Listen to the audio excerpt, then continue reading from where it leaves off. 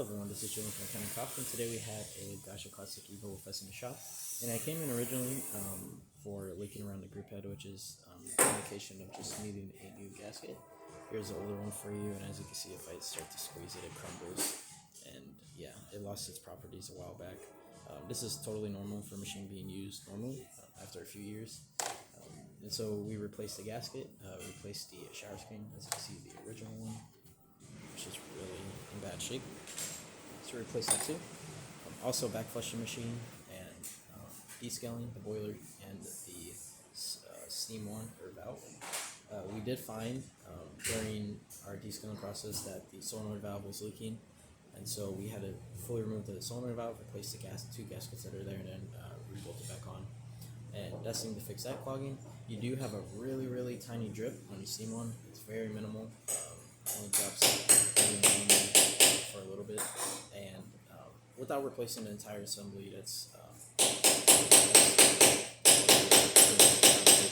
and so now we're going to do a shower quick. This in there, got that new gasket in there, and we're gonna start brewing.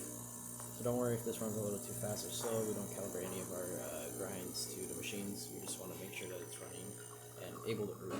And so we're just gonna quickly brew a shot here.